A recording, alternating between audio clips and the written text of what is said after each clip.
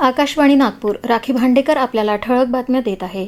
नागपूरच्या महापौर नीता ठाकरे यांच्या जनता दरबारात नागरिकांनी मालमत्ता कर, गडर लाईन, रस्ते समस्या, सिमेंट रस्ते, उद्यान, पथदिव्यांसोबतच गॅस सिलेंडर मिळवण्यात होणाऱ्या विलंबाची तक्रार नोंदवली. यावेळी महापौरांनी नागरिकांच्या सर्व तक्रारींची दखल घेत नेहरूनगर झोनच्या अधिकाऱ्यांना योग्य कारवाई करण्याचे निर्देश दिले.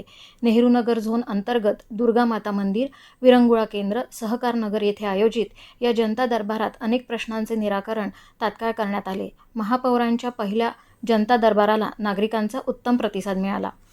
नागपूर जिल्ह्यातील अवैध होर्डिंगसह फुटपाथ, विविध रस्त्यांवरील अतिक्रमण निर्मूलनासाठी नागपूर महानगरपालिकेद्वारे मिशन 100 डे मोहीम राबवण्यात येणार असून याकरिता मनपा, जिल्हाधिकारी कार्यालय, पोलीस विभाग, नागपूर सुधार प्रन्यास, NHAI, सार्वजनिक बांधकाम विभागाच्या सहकार्याने नियोजनबद्ध आराखडा तयार करण्याचे निर्देश मनपा आयुक्त डॉ. विपिन यांनी आज अधिकाऱ्यांना दिले.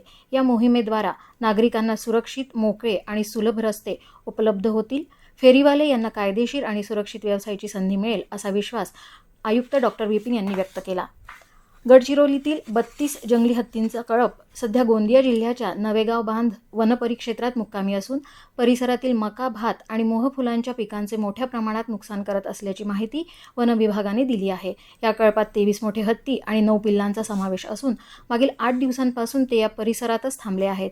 मक्याच्या आणि भाताच्या शेतीसह मोहफुलांची उपलब्धता असल्याने हत्ती या भागात स्थिरावले आहेत.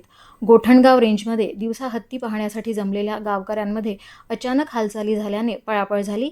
या घटनेत 2 ते 3 ग्रामस्थ किरकोळ जखमी झाले आहेत. वन विभागाने नागरिकांना हत्तींच्या जवळ न जाण्याचे आणि सुरक्षित अंतर ठेवण्याचे आवाहन केले आहे. नागपूर महानगरपालिकेच्या प्रभाग क्रमांक 13 मधील पवनपुत्र नगर, गोधनीसीम आणि गारगोठी परिसरातील नागरिकांना गेल्या काही दिवसांपासून वारंवार खंडित होणाऱ्या वीज पुरवठ्यामुळे नाराजी होती. महावितरणने या विभागात नवीन रोहित्र ट्रान्सफॉर्मर बसवून तो आज कार्यान्वित केला आहे. त्यामुळे या भागातील विजेचा प्रश्न आता कायमचा सुटला आहे. क्रिकेट IPLमध्ये आज बंगळुरूच्या M चिन्नास्वामी स्टेडियमवर दिल्ली कॅपिटल्स विरुद्ध सुरू असलेल्या सामन्यात यजमान रॉयल चॅलेंजर्स बंगळुरूचा संघाने 175 धावांचे लक्ष्य दिल्ली कॅपिटल्स पुढे ठेवले.